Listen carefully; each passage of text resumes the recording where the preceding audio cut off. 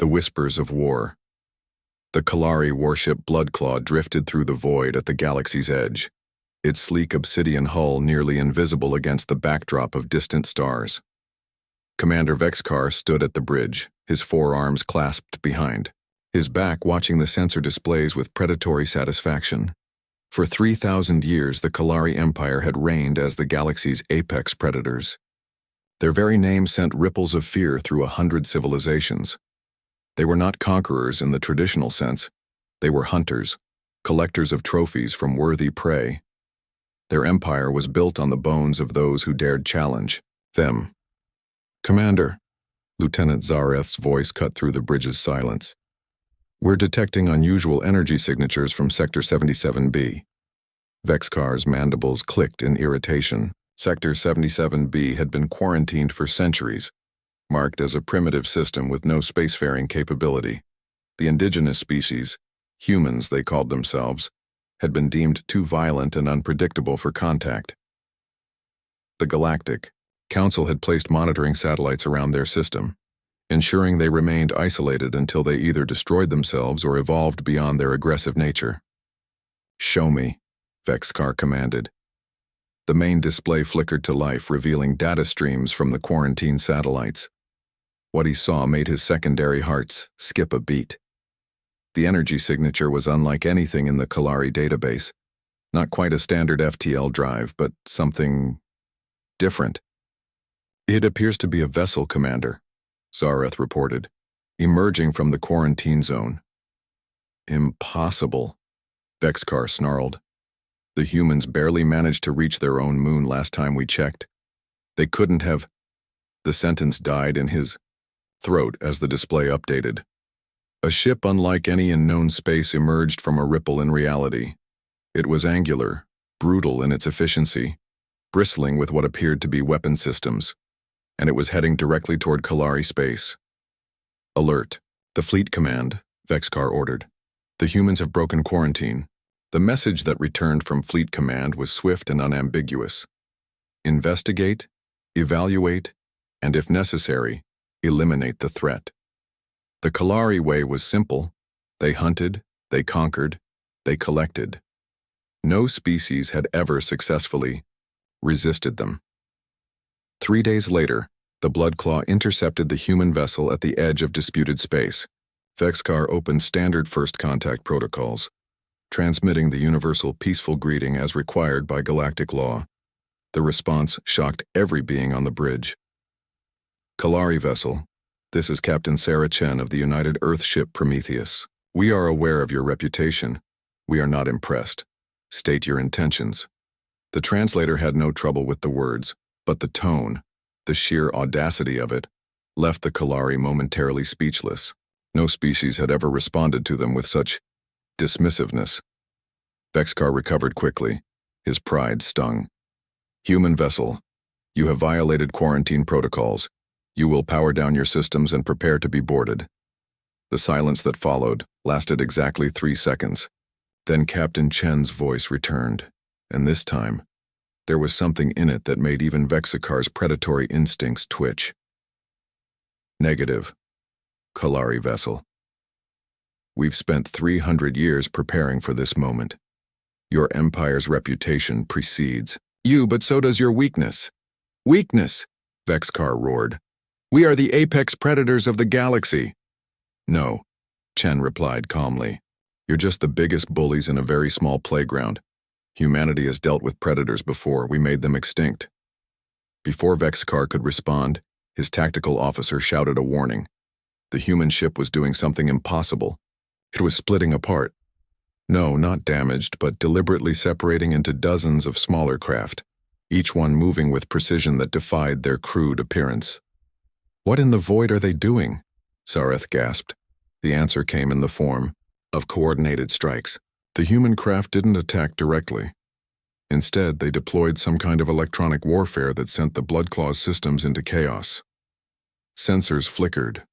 Weapons couldn't achieve lock, and communications filled with an unbearable static. That sounded almost like laughter? "Return fire," Vexkar commanded, but it was like trying to swat insects with a club. The human craft danced around their attacks, always staying just out of reach, their own weapons striking with surgical precision at vulnerable points. Within minutes, the pride of the Kalari fleet was dead in space, all systems disabled but life support intact. Captain Chen's face appeared on the main screen, the first human any Kalari had seen in person. She was smaller than them with only 2 arms and no natural weapons to speak of. But her eyes held something that made Vexkar's blood run cold.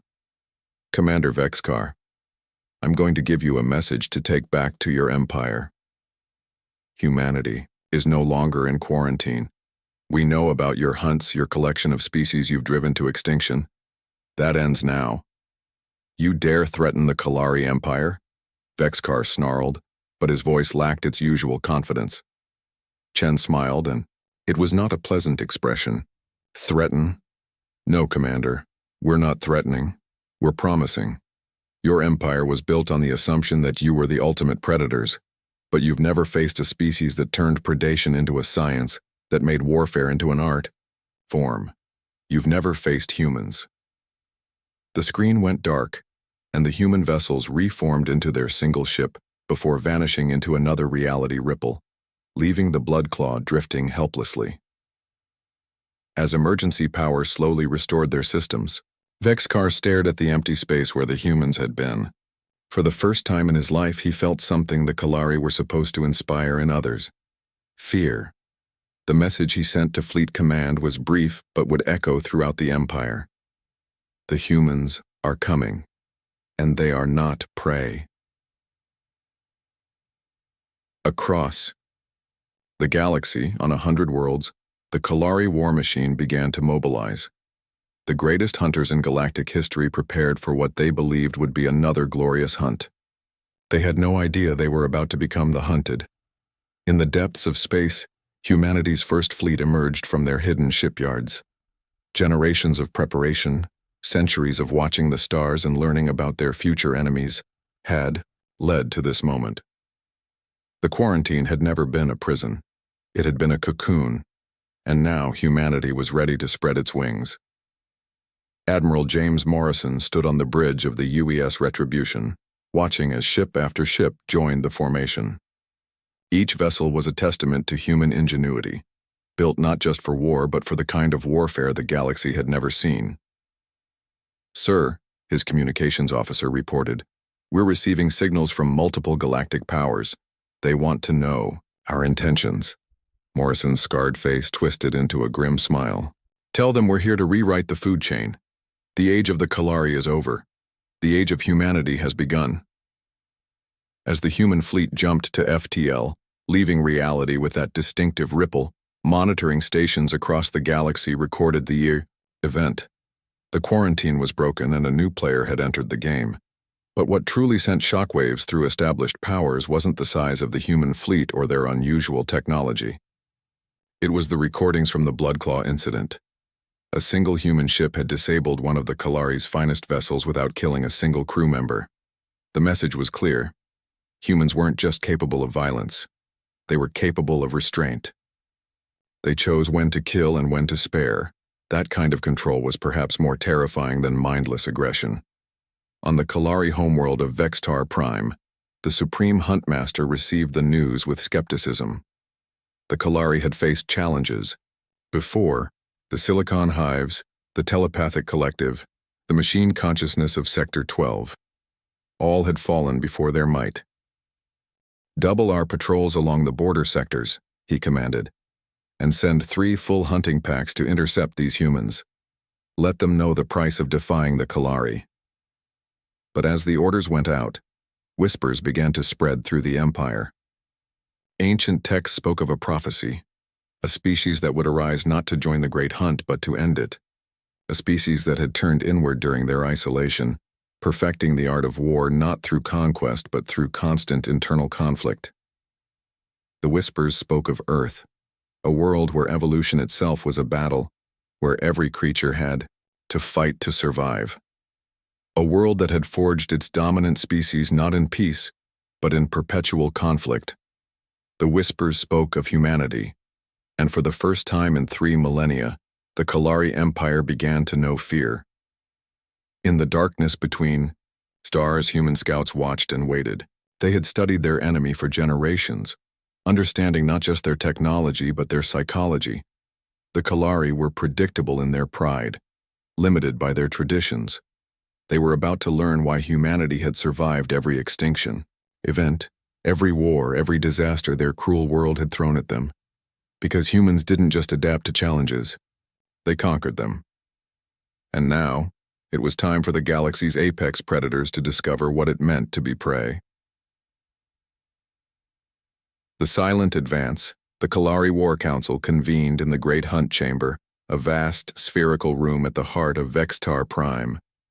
Trophies from 1,000 conquered species lined the walls. Weapons, artifacts, preserved specimens. Each one told a story of Kalari superiority, of hunts successfully completed. Supreme Hunt Master Krixar stood at the center, his ancient battle scars gleaming under the ceremonial lights. Around him, the greatest military minds of the Empire gathered, their forearms crossed in traditional gestures of respect. 3 hunting packs, Krixar began, his voice resonating through the chamber, comprising 47 of our finest vessels, have gone silent in human-controlled space. The council members exchanged glances. 47 ships represented a significant force, enough to subjugate most spacefaring civilizations. Perhaps they encountered technical difficulties, suggested War Master Tevlok. The humans use unknown technology. No, Krixar interrupted. We received partial transmissions. The humans didn't destroy our ships, they disabled them, sent the crews back in life pods with a message. He activated a holographic display. A human face appeared, different from Captain Chen but carrying the same unsettling confidence. This is Admiral Morrison of the United Earth Fleet. Your hunters entered our space uninvited. We've returned them to you unharmed as a courtesy. This courtesy will not be extended again. Humanity seeks dialogue, not conflict. But make no mistake, we are prepared for both. The message ended, leaving silence in its wake. They mock us, snarled Hunt Captain Vexcar, who had been present at the first encounter. They disable our ships and send our warriors back like misbehaving children. No, said a new voice. All heads turned to see Elder Zakthul, the oldest member of the council, rarely seen outside his meditation chambers. They demonstrate control, precision. They show us they can defeat without killing. This is not mockery. It's a warning.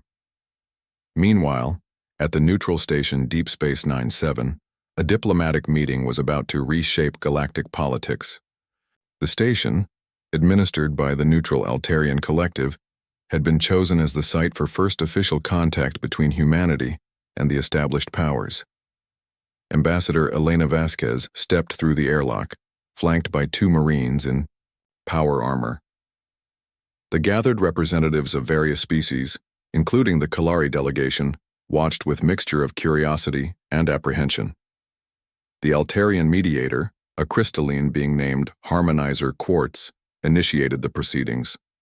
We welcome the representatives of Earth to this gathering. Your emergence from quarantine has caused significant discussion. Vasquez smiled diplomatically. Thank you, Harmonizer. Humanity appreciates this opportunity for dialogue. We've spent considerable time studying galactic civilization, and we're eager to find our place within it. Your place? The Kalari representative, Hunt Lord Dexar, leaned forward. Your place was determined centuries ago, quarantined for the safety of all. With respect, Hunt Lord, Vasquez replied. That determination was made without our input. We've changed considerably since then. Changed? Your first act upon emerging was to attack Kalari vessels. Your vessels attempted to board a human ship conducting peaceful exploration. We defended ourselves with minimum necessary force. Every Kalari crew member was returned safely. The Saurian delegate interjected, their reptilian features showing interest. The humans speak truth. Our sensors detected no fatalities in any encounter. This is God's unusual. Vasquez nodded. Humanity has learned from its violent past. We've developed what we call the graduated response doctrine. Violence is always our last resort, but when employed, it's decisive. Pretty words, Dexar sneered. But the galaxy operates on strength. The Kalari have maintained order for millennia through superior might. Have you? Vasquez's tone hardened slightly. Our analysis suggests the Kalari have stagnated. Your tactics haven't evolved in over 1,000 years. You rely on intimidation and overwhelming force. But what happens when you face an enemy that doesn't intimidate easily? Before Dexar could respond, alarms began blaring throughout the station. The Harmonizer's crystalline form flashed rapidly, their species equivalent of surprise. Multiple contacts emerging from hyperspace, configuration unknown. The main. Fewer activated, showing dozens of ships appearing around the station. But these weren't the angular human vessels or the sleek Kalari hunters. These were different, organic-looking, pulsing with bioluminescent energy.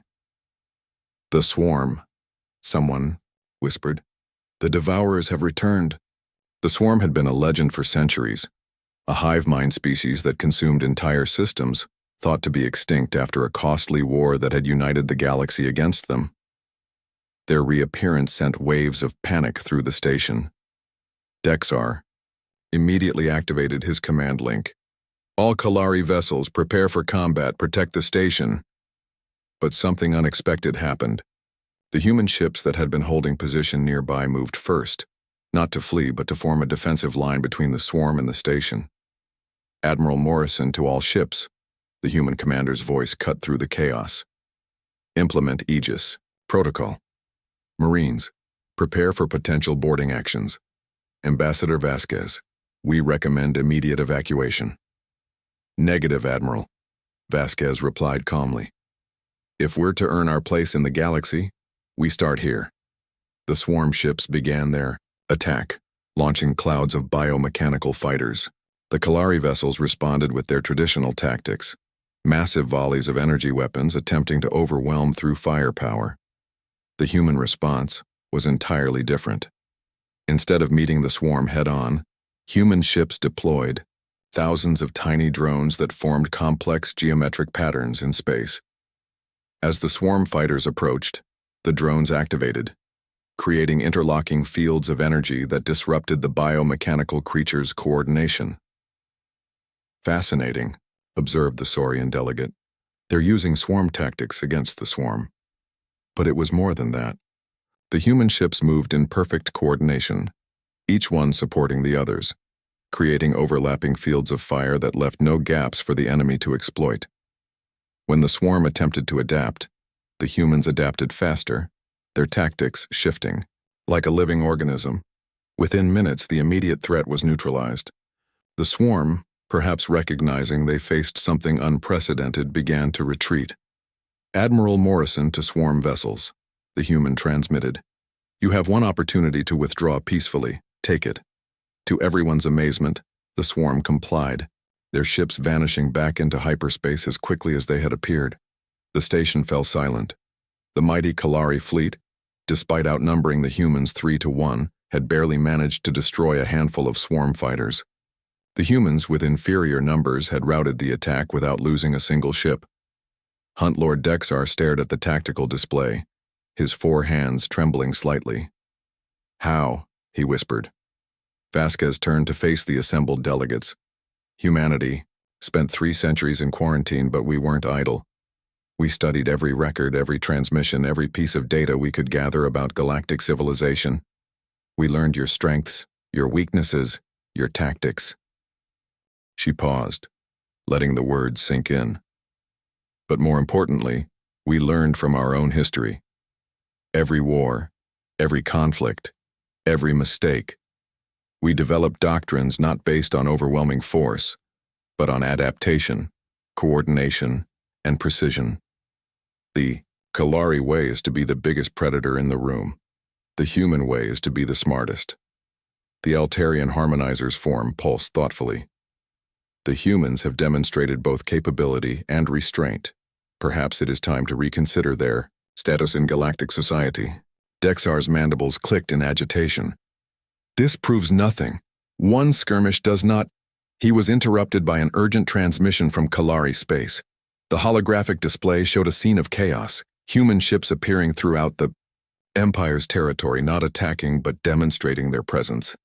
They would materialize near Kalari installations, transmit detailed scans showing they had mapped every defense, then vanish before anyone could respond.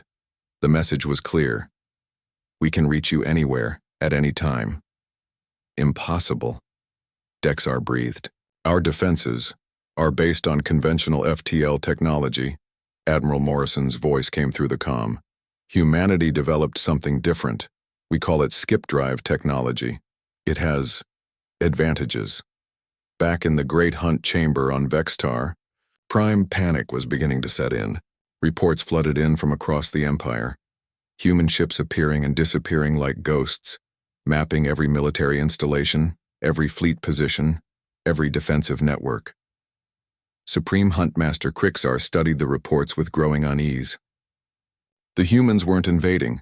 They were demonstrating capability. It was psychological warfare on a scale the Kalari had never encountered. They're inside our decision loop, Elder Zakthul observed quietly. By the time we react to one appearance, they've already moved to 3 other locations. They're not just faster, they think faster. What do you suggest, Elder? Krixar asked, his pride warring with practicality. Something the Kalari have never done in 3,000 years, Zakthul replied. We learn. At Deep Space 9-7, the diplomatic meeting had taken an unexpected turn. The display of human capability against the swarm, combined with their strategic demonstrations throughout Kalari space, had shifted the entire dynamic. The Galactic Council must convene, the Saurian delegate announced. Humanity's emergence changes everything. Vasquez nodded. We await the Council's invitation. But know this, humanity doesn't seek to conquer or destroy. We seek to belong, to contribute, but we will not be anyone's prey. As she spoke, reports came in of human, medical ships appearing at colonies recently attacked by pirates, offering aid without asking for payment. Of human agricultural vessels sharing advanced hydroponics technology with struggling worlds. Of human cultural broadcasts teaching their history, not just their wars, but their art, their music, their dreams. The galaxy was learning that humanity's greatest weapon wasn't their technology or their tactics, it was their unpredictability. They could be warriors or healers, destroyers or builders, and they switched between roles with a fluidity that left other species struggling to categorize them. In his private chambers, Hunt Lord Dexar reviewed the footage of the swarm engagement for the 100th time. The precision, the adaptation, the seamless coordination, it spoke of a military doctrine unlike anything in the galaxy. A soft chime announced a visitor. The door opened to reveal Captain Chen, the human who had first confronted Commander Vexkar. Hunt Lord, she said, offering a curious gesture, her hand extended, palm open. I'm Sarah Chen. I believe we should talk. Dexar studied her for a long moment. She was smaller than any Kalari, lacking their natural weapons, their forearms, their armored hide. And yet, why? He asked finally. Chen smiled. Because despite your people's reputation, I've studied your history. The Kalari weren't always mere hunters. Once you were explorers, scientists, philosophers. You became what you are because you had to survive. Humanity understands that path intimately. She moved to the viewport looking out at the stars. We don't want to replace you as the galaxy's apex predators. We want to show you there's another way. The hunts can end. The fear can transform into respect. But first, someone has to take the first step toward change. Dexar joined her at the viewport. For the first time in his life, he looked at the stars not as hunting grounds, but as possibilities. Your people disabled 47 of our finest ships without killing a single Kalari, he said slowly. Why? Because, Chen replied, strength isn't just about what you can destroy, it's about what you choose to preserve. Humanity learned that lesson the hard way. We're offering to share that knowledge. In the Great Hunt Chamber, Supreme Huntmaster Krixar received Dexar's report with grim acceptance. The human demonstrations continued, not aggressive but relentless in their precision. Every appearance drove home the same message. The old ways were no longer enough. "Summon the full council," he commanded, "and send a message to the humans. The Kalari Empire is willing to discuss terms." As the message went out, monitoring stations across the galaxy recorded a historic moment. The Kalari Empire, which had never negotiated, never compromised, never shown weakness, was ready to talk. The age of the hunt was ending.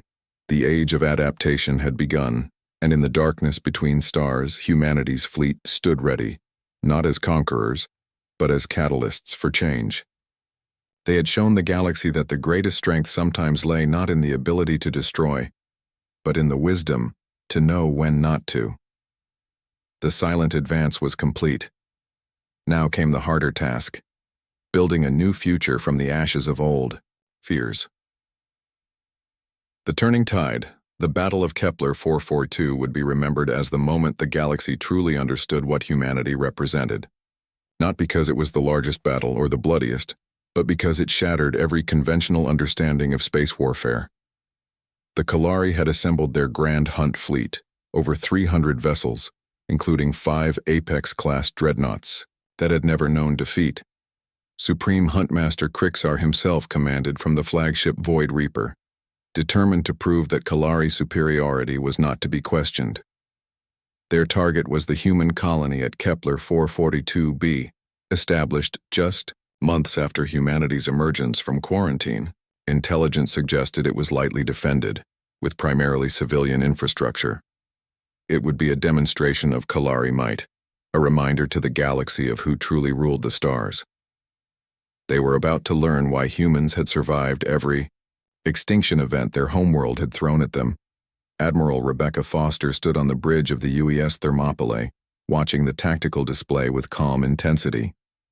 The Kalari fleet was approaching exactly as predicted, in their traditional hunting formation, a crescent designed to envelope and overwhelm prey. "Admiral," her tactical officer reported, "Kalari fleet entering the system.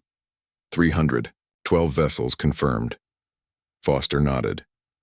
"And our forces?" 42 ships combat ready, ma'am. The colonists? Evacuated to the underground shelters as planned. Begin Operation Watershed. Across the system, human ships began to move, but not toward the Kalari fleet. They scattered, seeming to flee in random directions.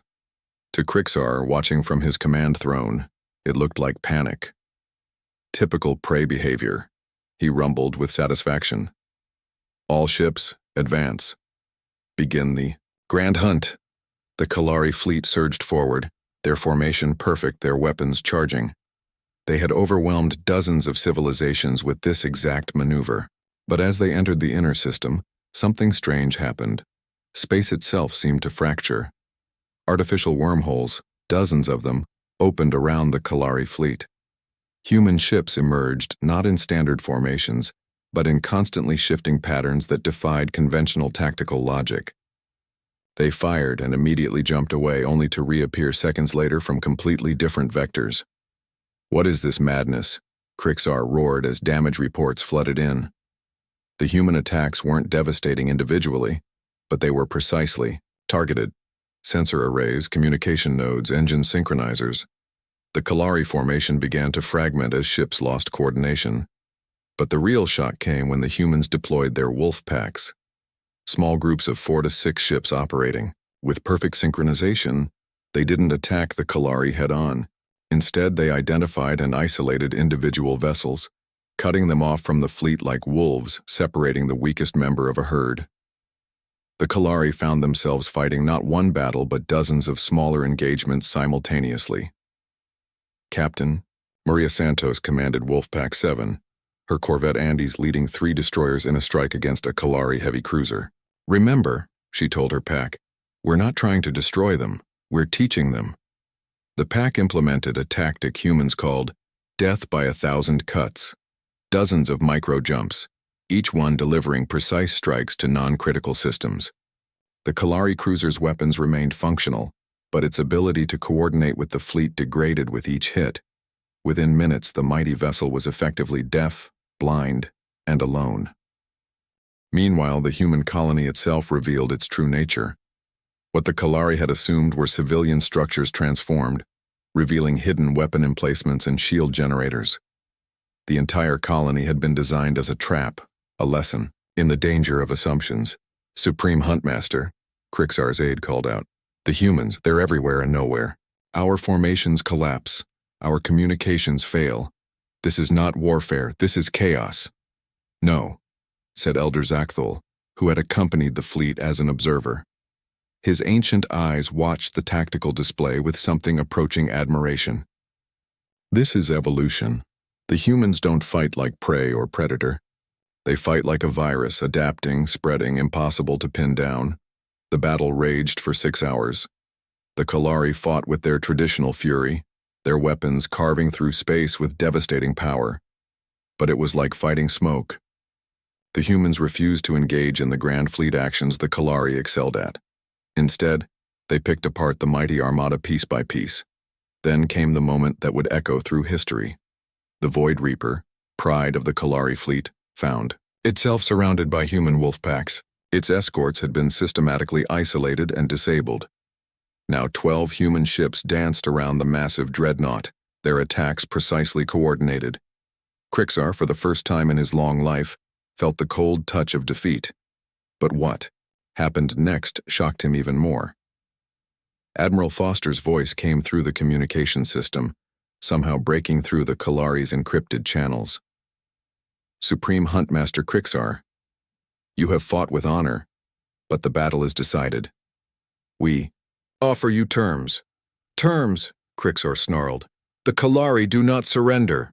We're not asking you to surrender, Foster replied. We're offering you the chance to evolve. Your fleet is crippled but not destroyed. Your crews are alive. You can continue this battle and lose everything, or you can choose to learn from this. Defeat. On the tactical display, Krixar watched as human ships ceased their attacks, holding position but weapons still trained on his fleet. The gesture was clear. Mercy from a position of strength. Elder Zakthul placed a gnarled hand on Krixar's shoulder. The prophecy speaks of the species that would end the hunt by becoming something beyond hunter or prey. Perhaps it is time we listened.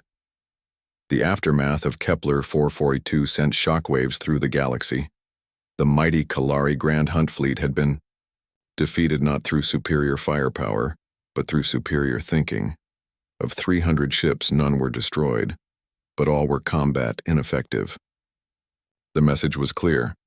Humanity could have annihilated them, but chose not to. On the Galactic Council's emergency session, species that had cowered before Kalari might for millennia watched in amazement as humanity presented their terms. Not conquest, not subjugation, but partnership. Ambassador Vasquez stood before the assembled delegates. The age of might-making right is over. Humanity proposes a new paradigm, strength through diversity, security through cooperation. The Kalari have skills and knowledge valuable to the galaxy, but their role as apex predators, that ends now. The Saurian delegate leaned forward. And what role would humanity play in this new order? Vasquez smiled. Mediators, protectors, teachers, we've walked the path from violence to wisdom. We offer to guide others along that same journey. But the true transformation was happening within the Kalari Empire itself. The defeat at Kepler 442 had shattered more than their fleet. It had broken their worldview. For the first time in their history, the Kalari began to question their own traditions. In the Great Hunt Chamber, a schism formed. Younger Kalari, led by progressives like Commander Vexikar, who had experienced human tactics firsthand, argued for adaptation. The old guard, clinging to traditions of dominance, resisted change. The debate raged for days, but the conclusion was inevitable. The galaxy had changed. The choice was evolution or extinction. On Earth, in a secure facility deep beneath the Rocky Mountains, human military leaders analyzed the battle data from Kepler 442. General Patricia Walsh, head of Solar Defense Command, addressed her staff. We've proven we can fight them. Now comes the harder task. teaching them there's a better way. The Kalari have been the galaxy's boogeyman for 3,000 years. That kind of cultural momentum doesn't change overnight. Her aide, Colonel James Park, nodded. The younger generation seems receptive. Commander Vexcar has requested a military exchange program. He wants to understand our doctrines. Walsh smiled grimly. Good. But remember, we're not just teaching tactics. We're showing them that true strength comes from protecting, not just hunting. It's a lesson humanity learned through countless wars and untold suffering. If we can help them learn it without that cost, we'll have justified our emergence. The first joint training exercise between human and Kalari forces was awkward, to say the least. Kalari warriors, bred for millennia to be lone hunters, struggled with human concepts of unit cohesion and mutual support. Humans, in turn, had to overcome instinctive wariness of beings who had terrorized the galaxy for so long. But slowly, understanding grew. The Kalari began to grasp the elegance of human small unit tactics, the effectiveness of coordinated action over individual glory. Humans learned from Kalari sensory capabilities and hunting instincts, incorporating them into new doctrines. The breakthrough came during a simulated engagement against an AI-controlled swarm force. Kalari and human units operating together for the first time achieved something neither could have managed alone. The Kalari provided the killer instinct, the predatory intuition. Humans provided the tactical framework that channeled those instincts effectively. The simulation ended with 0 casualties and complete mission success. Commander Vex Carr, watching the results, turned to his human counterpart, Major Lisa Patel. I begin to understand, he said slowly. You don't suppress the predator. You evolve it into something more sophisticated. Patel nodded.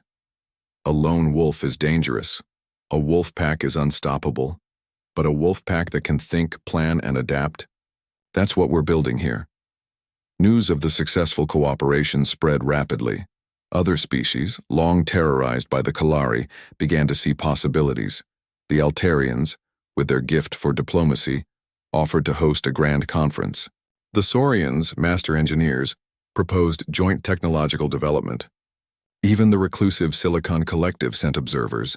The galaxy was entering uncharted territory, not conquered by a new apex predator, but transformed by a species that had chosen to break the cycle of dominance and submission. On Vextar Prime, the changes were profound. The Great Hunt Chamber, once filled with trophies of conquest, was being transformed into a center for strategic studies. Young Kalari attended lectures by human military historians, learning about Earth's wars not for tactics alone, but for the lessons they taught about the cost of conflict. Supreme Huntmaster Krixar, his pride still stinging from defeat, found himself in an unexpected position, student rather than master. He stood in the new Joint Operations Center, watching human and Kalari personnel work side by side. It's difficult, he admitted to Admiral Foster during her diplomatic visit.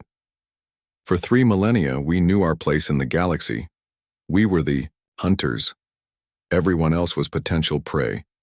Now you have the chance to be something greater, Foster replied. Earth's history is filled with warrior cultures that evolved. The Vikings became explorers and traders. The Mongols built an empire of law and commerce. The samurai became administrators and artists. Evolution doesn't diminish, it enhances. And if we resist this change? Foster's expression was sympathetic but firm. Then you'll face the same fate as every species that couldn't adapt. Extinction. Not by our hand, but by irrelevance. The galaxy is changing, Supreme Huntmaster. The question is whether the Kalari will help shape that change or be swept aside by it.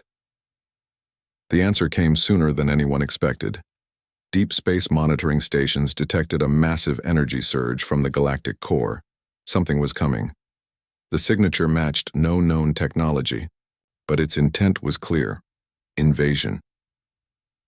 For the first time in recorded history, the galaxy faced a threat from outside, and for the first time, it would face that threat united. The emergency session of the Galactic Council convened within hours. Species that had been enemies for millennia sat together, united by a common danger. the unknown force approaching from the galactic core dwarfed any previous threat. Ambassador Vasquez stood to address the assembly. Humanity has spent centuries preparing for the unknown. We offer our strategic expertise to the defense effort, but this threat requires more than human ingenuity. It requires the combined strength of all our civilizations. The Kalari delegation exchanged glances. Then, in a moment that would have been unthinkable months ago, Commander Vexkar stood. The Kalari were the galaxy's hunters, he said, his voice carrying across the chamber. Now, we offer our skills in its defense. We propose a joint command structure, human tactical innovation combined with Kalari combat experience. Other species quickly pledged their support. The Saurians offered their engineering expertise. The Altarians volunteered to coordinate logistics. The Silicon Collective promised their computational power for strategic planning. Within days, a combined fleet assembled at the edge of known space. Human skip drive technology was rapidly integrated into allied ships. Kalari hunting formations were modified with human pack tactics.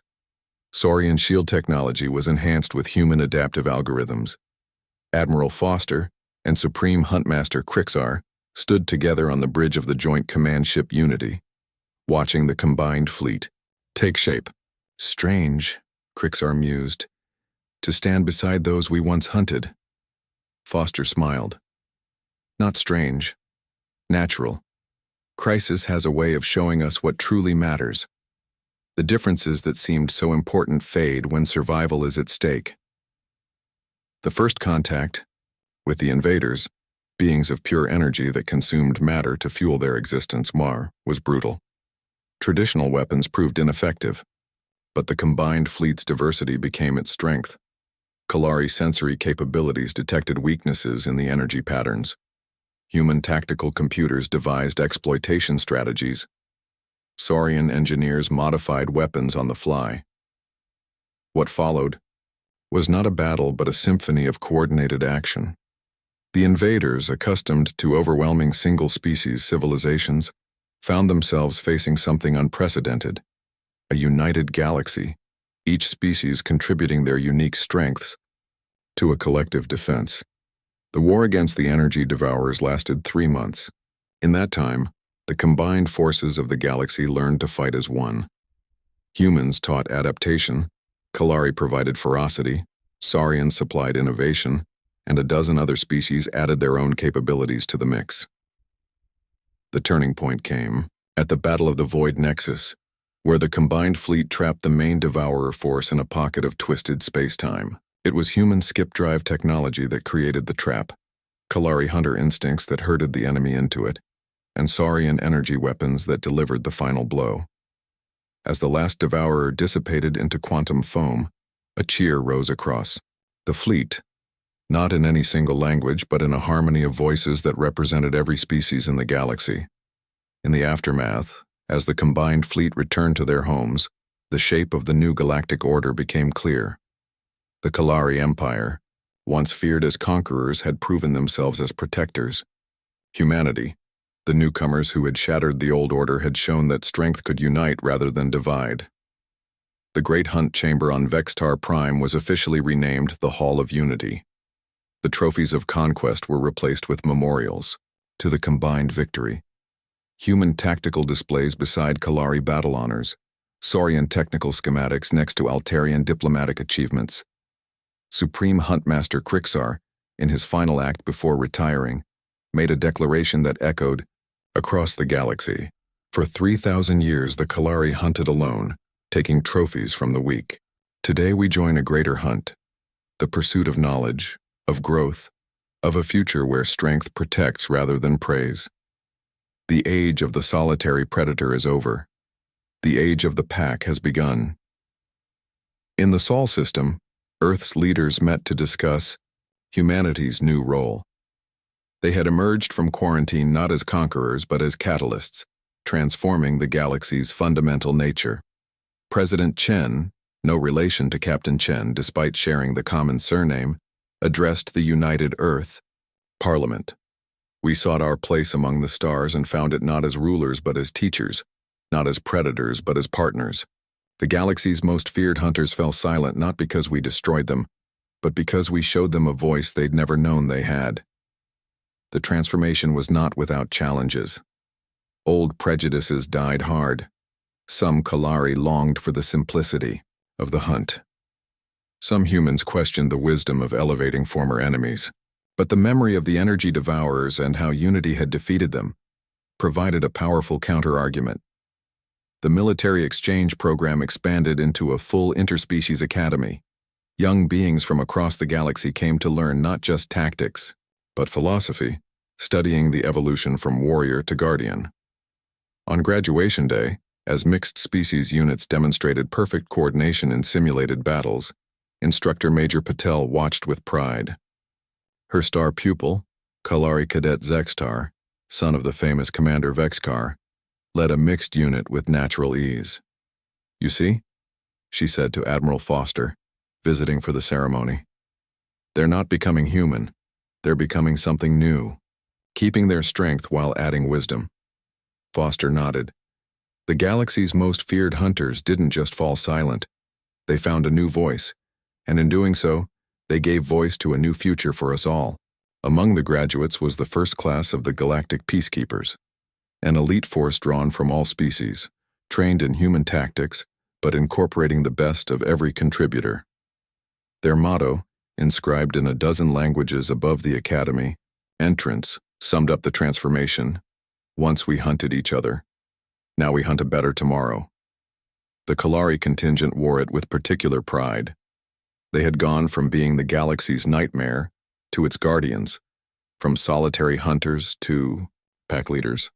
It was evolution in its purest form, not the death of the old, but its transformation into something greater.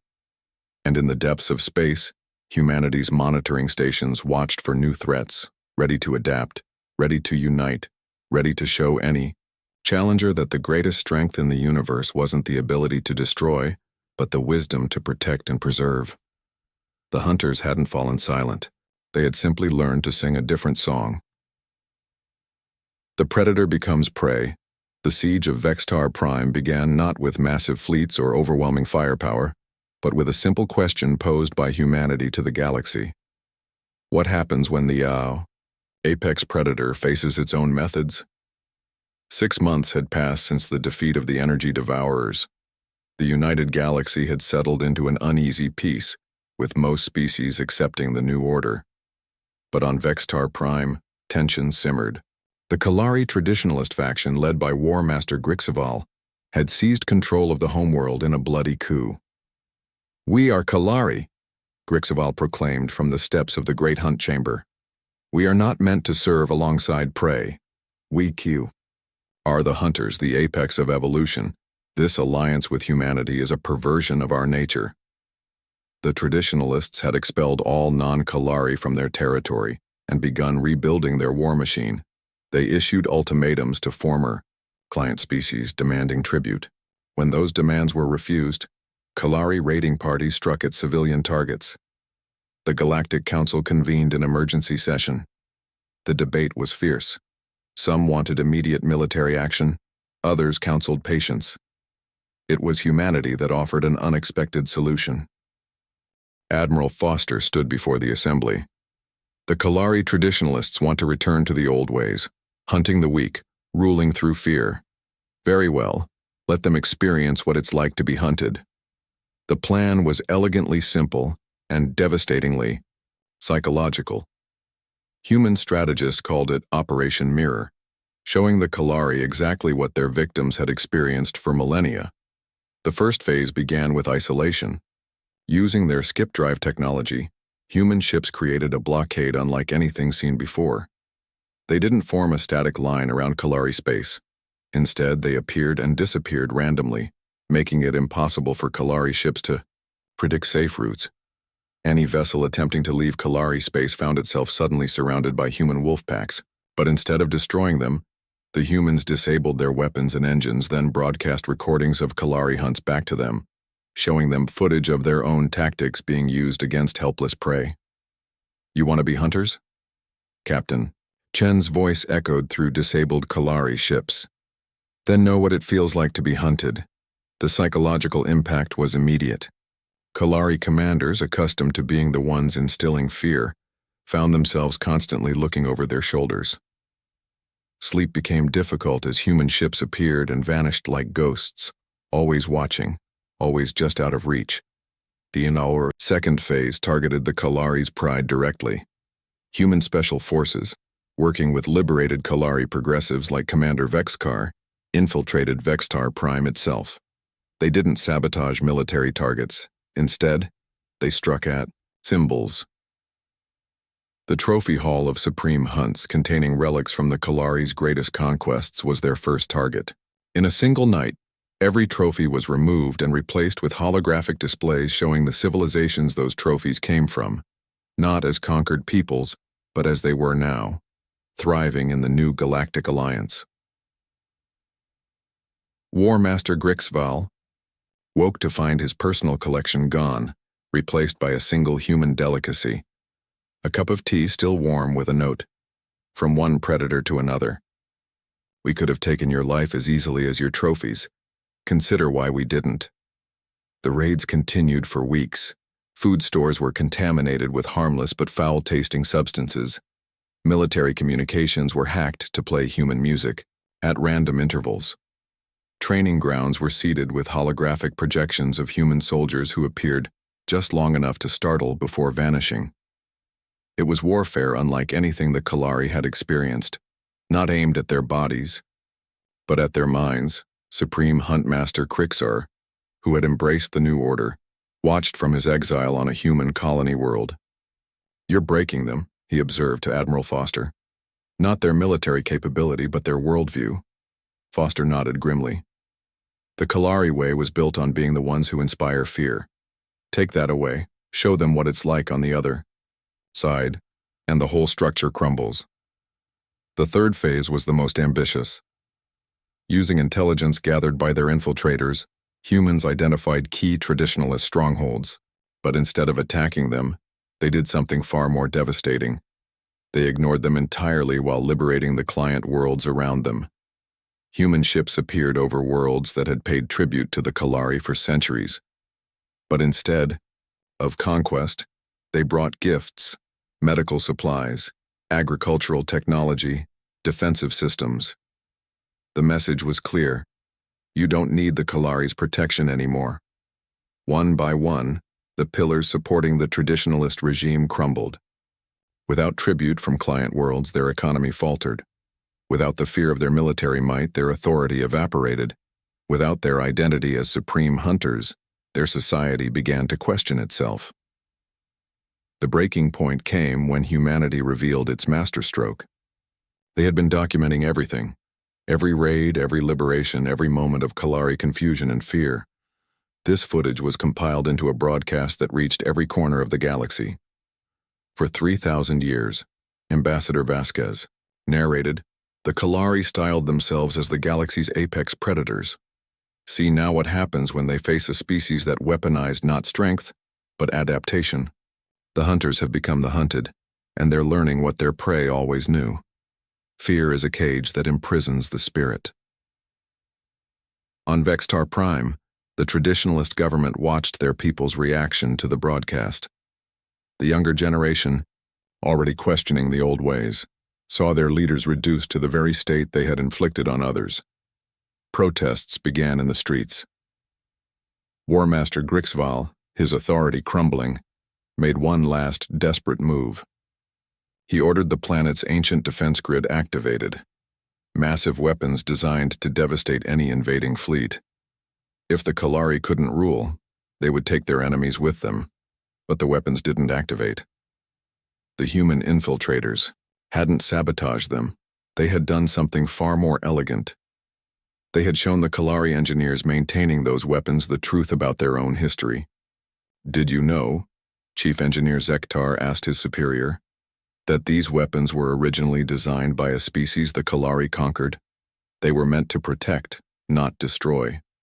We perverted their purpose, just as we perverted our own nature. The engineers refused the order.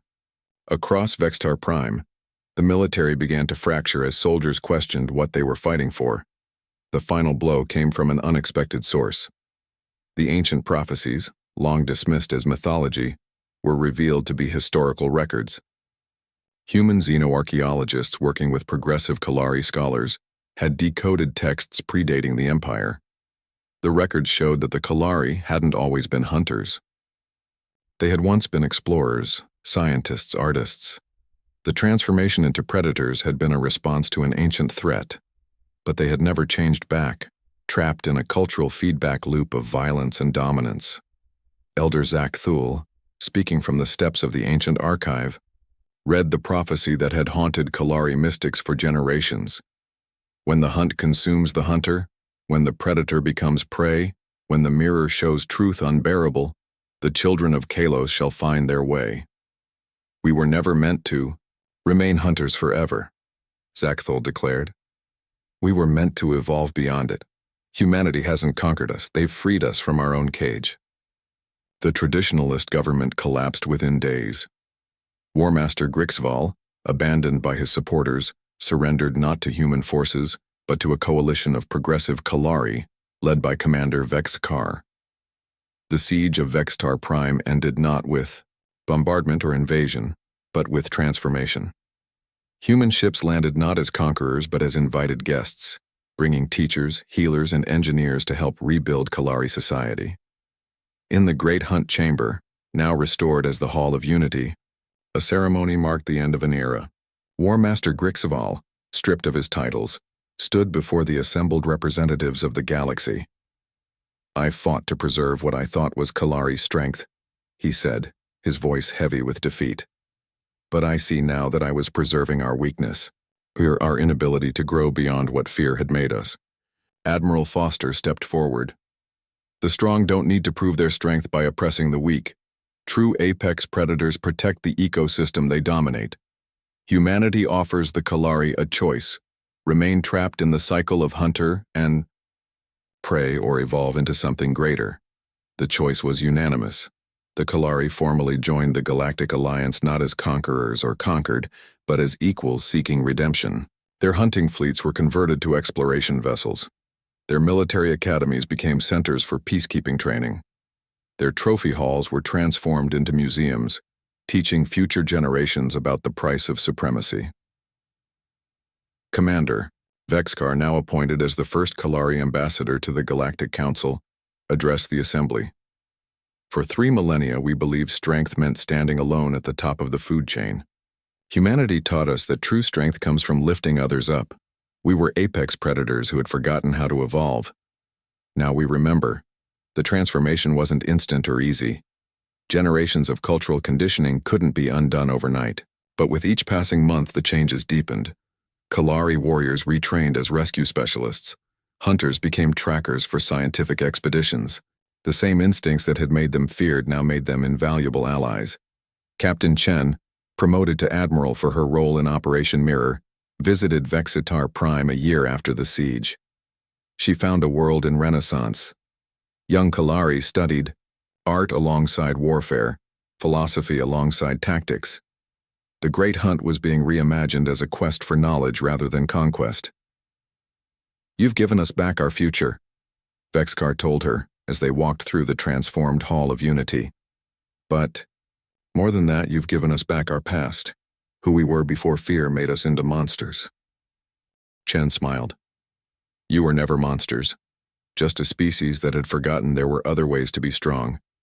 Humanity simply held up a mirror and let you see yourselves as the galaxy saw you. The choice to change was always yours. The ripple effects spread throughout the galaxy. Other aggressive species watching the Kalari transformation began questioning their own paths. The Skarathi hegemony opened diplomatic channels for the first time in centuries. The warrior clans of Nexus requested human advisors.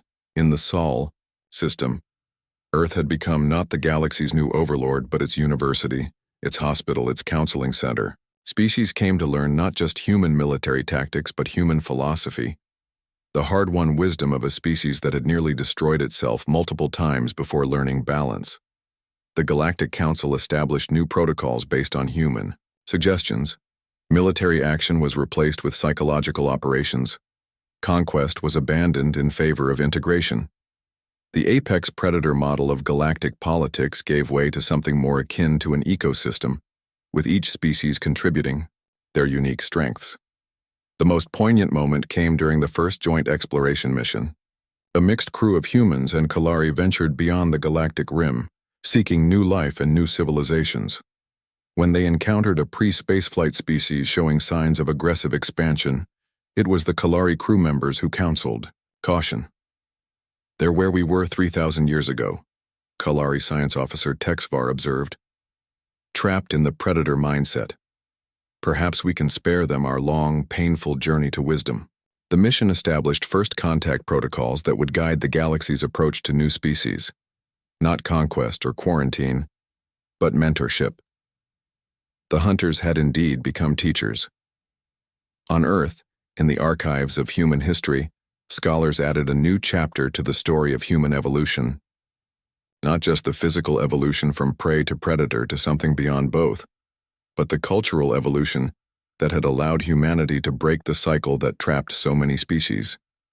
"We didn't defeat the Kalari," the official history recorded. "We showed them that the greatest hunt is the one for understanding. The most challenging prey is one's own limitations. And the ultimate victory is not in standing alone at the top, but in lifting others to stand beside you." The galaxy's most feared hunters hadn't just fallen silent. They had found their voice in a chorus of species, singing of growth, redemption, and the courage to change. And in that harmony, the true strength of humanity was revealed. Not in their weapons or tactics, but in their ability to see the potential for transformation in even their greatest enemies. The age of the hunt was over. The age of the shepherd had begun. A new order rising. The Galactic Council's emergency session convened in the ancient neutral zone, a region of space maintained by the enigmatic Watchers since before recorded history. Every major species sent representatives, but all eyes were on the human and Kalari delegations sitting side by side, a sight that would have been unthinkable just years ago. Council President Quartz, the Altarian mediator, initiated the proceedings with characteristic solemnity. "We gathered to address what some call the human situation, though I believe it has become something far greater. The emergence of humanity has fundamentally altered the balance of power in our galaxy." Murmurs rippled through the assembly. Some species, like the militaristic Drogani, viewed humanity with suspicion. Others, like the peaceful Cedians, saw them as saviors. The divide was telling. Aggressive species feared what humanity represented, while those who had suffered under the old order welcomed the change. Admiral Rebecca Foster stood to address the assembly. Beside her, Commander Vexcar represented the transformed Kalari. Together they embodied the new reality. "Distinguished representatives," Foster began, "humanity sought the stars not to conquer, but to belong. We found a galaxy trapped in cycles of predation and fear. We offer an alternative, not human dominion, but collective evolution." The Drogani ambassador, General Krex, interrupted. "Pretty words, but you've effectively conquered the Kalari, the greatest military power in the galaxy. How is this different from previous hegemonies?" Foster smiled. "Ask the Kalari themselves." Vexcar stood, his bearing proud despite his people's recent transformation. "The Kalari were not conquered. We were awakened. For 3 millennia, we believed might made right. Humanity showed us that right makes might. We stand with them not as subjects but as partners in a new vision for our galaxy." The debate that followed was heated. Traditional powers argued that humanity's psychological warfare capabilities made them more dangerous than any conventional conqueror. Smaller species countered that humanity had liberated them from millennia of oppression. It was the unexpected testimony of the Silicon Collective that shifted the momentum. Their representative, a crystalline intelligence named Prime Node, rarely spoke in council sessions. When it did, the galaxy listened. "We have computed all possible futures," Prime Node intoned, its voice resonating through multiple frequencies. "The path of continued predation leads to eventual galactic extinction. The path offered by humanity shows exponential growth in knowledge, culture, and collective capability. Logic dictates we embrace evolution over stagnation. Ambassador Elena. Vasquez rose to present humanity's formal proposal. We offer the formation of the Terran Galactic Alliance, not an empire but a confederation of equals. Each species contributes their strengths while maintaining their sovereignty. Disputes are resolved through mediation, not warfare. Expansion focuses on exploration and uplift, not conquest. And who would lead this alliance? Demanded the Skarathi, representative, her chitinous form rigid with skepticism. Leadership would rotate among member species, Vasquez explained. No single power dominates. Humanity offers to serve the first term to establish protocols, but future leaders are elected by collective vote. The proposal included revolutionary concepts, a joint exploration fleet, shared technology initiatives, and most importantly, a philosophy of mutual growth rather than zero-sum competition. The strong would protect the weak, but the weak would contribute their unique perspectives and abilities. The Kalari delegation presented their own transformation as evidence. In just 2 years, they had redirected their hunting instincts toward exploration and protection. Their sensory capabilities, once used to track prey, now served scientific research. Their warrior culture had evolved into a tradition of guardianship. We were the galaxy's nightmare, Vexkar admitted. Now we aim to be its shield. This is the gift humanity offers. Not subjugation, but transformation. The vote, when it came, was closer than expected. Traditional military powers resisted, fearing loss of influence. But smaller species, those who had lived in fear for millennia, voted overwhelmingly for the alliance. The deciding vote came from an unexpected source, the ancient Watchers themselves. Their representative, a being of pure energy, who had observed galactic affairs for eons, manifested for the first time in recorded history. We have watched. We have waited. We have seen the rise and fall of countless orders. This is the first that offers growth over dominion. The Watchers vote aye. The Terran Galactic Alliance was born. The transformation that followed was remarkable in its scope and speed. The joint exploration fleet launched within months, crewed by volunteers from dozens of species. The flagship, appropriately named Unity's Light, was commanded jointly by human Admiral Foster and Kalari Commander Vexkar. Their first mission took them to the Cerulean cluster, where they encountered a species on the brink of self-destruction. The Nari had split into warring factions, their planet poisoned by centuries of conflict. Under the old order, they would have been conquered or quarantined. Under the Alliance, they were offered help. Human mediators worked alongside Kalari, peacekeepers, Saurian engineers, and Altarian healers. The operation showcased the Alliance's strength, not military might, but coordinated compassion.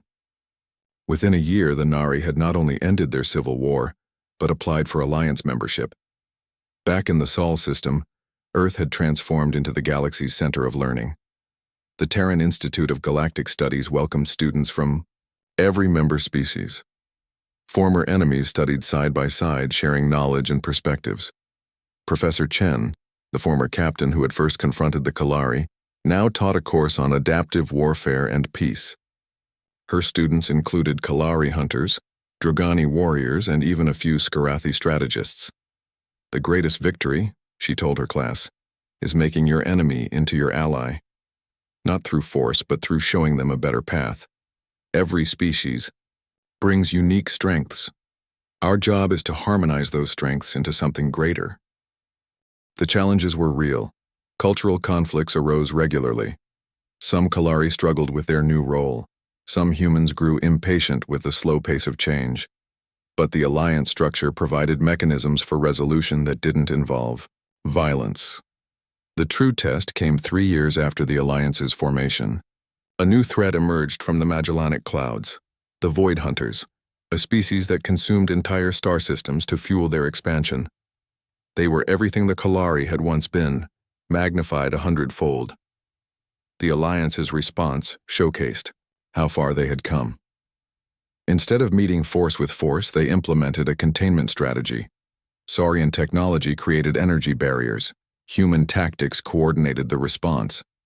Kalari instincts predicted enemy movements. Dozens of species contributed their unique capabilities.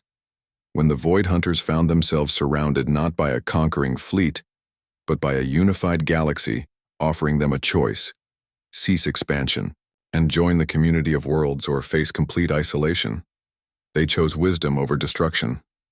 The integration of the Void Hunters became a template for future encounters. Aggressive species weren't destroyed but transformed, their destructive impulses redirected toward constructive ends. The Alliance grew not through conquest, but through inclusion. On the 5th anniversary of humanity's emergence from quarantine, a celebration was held on Vextar Prime. The Great Hunt Chamber, now the Hall of Unity, hosted representatives from over 100 species. The walls displayed not trophies of conquest but collaborative achievements: colonies established, species uplifted, conflicts resolved. Supreme Huntmaster Krixar, now elderly but still vital, addressed the gathering. "I once believed strength meant standing alone atop the corpses of your enemies. Humanity taught us that true strength comes from standing together, lifting each other higher. We were not conquered. We were elevated." President Chen of Earth responded, "Humanity's greatest achievement isn't our technology or our tactics. It's the simple recognition that diversity is strength, that every being has value, that the greatest hunt is for understanding and wisdom." The Galactic Archive recorded the transformation in detail. Historians noted that humanity had achieved something unprecedented, not just changing the balance of power, but changing the nature of power itself. Where previous dominant species had imposed their will, humanity had shared their wisdom. Military academies across the galaxy now taught the human doctrine, not as tactics of war, but as principles of peace. The core lesson was simple yet profound. The strongest position is one where you have no enemies, only partners. The economic benefits were staggering. Without the constant drain of military buildup and conflict, resources flowed into exploration, research, and development. Technologies that had been hoarded as military secrets were shared freely, accelerating progress for all. The Kalari, once feared as raiders, became the galaxy's premier search and rescue force.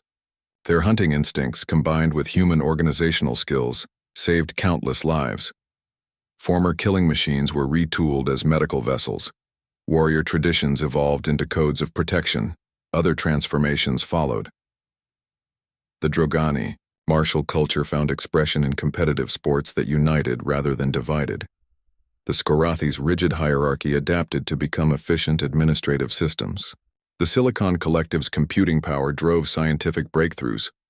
On Earth, children learned about the galaxy not as a dangerous place to be conquered, but as a community to be nurtured. Human schools taught alien languages, cultures, and perspectives. The generation growing up after first contact saw diversity as natural, cooperation as logical, and peace as achievable. The Alliance's exploration fleets pushed ever further into unknown space. Each new species encountered was approached not with weapons drawn but with hands extended. The protocol was simple: observe, understand, assist if needed, invite if ready. No species was forced into the Alliance, but few chose isolation once they understood what was offered. 20 years after the fall of the quarantine, Ambassador Vasquez, now elderly but still sharp, reflected on humanity's journey. "We emerged expecting to find enemies. Instead, we found a galaxy full of potential friends trapped in cycles of fear. Our greatest weapon wasn't our military might, it was our ability to see beyond those cycles. The transformation wasn't complete. Challenges remained. Some species still chose isolation. Pirates and raiders still troubled shipping lanes. But the fundamental nature of galactic civilization had changed. Cooperation had replaced competition as the dominant paradigm. The final entry in the Galactic Archives section on humanity's emergence read, "The species known as humans transformed our galaxy not through conquest, but through example.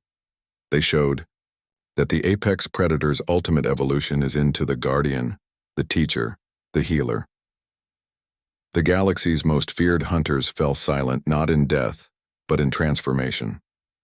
Where once we heard the roar of predators, we now hear the harmony of 100 species singing as one. The age of empire has ended. The age of alliance has begun. In the depths of space, sentinel stations watched for new threats and new opportunities. But they watched not as a single species defending its territory, but as a united galaxy protecting its shared future. Humanity had given the stars their greatest gift, not technology, not military might, but hope. The hunters had become shepherds. The predators had become protectors. And in that transformation, the galaxy had found not just peace but purpose. The greatest hunt, the hunt for meaning, for growth, for unity, had just begun, and humanity, once quarantined as too dangerous, now stood as proof that the most dangerous species could become the most valuable, not by suppressing their nature but by evolving it into something greater. The stars no longer echoed with the silence of fear, but with the chorus of civilizations rising together toward a future limited only by their collective imagination. The story of humanity's emergence would be told for millennia to come, not as a tale of conquest but as a legend of transformation. The galaxy's most feared hunters hadn't just fallen silent. They had found their voice in humanity's song of hope, growth, and unity, and that song would echo through the cosmos for generations to come.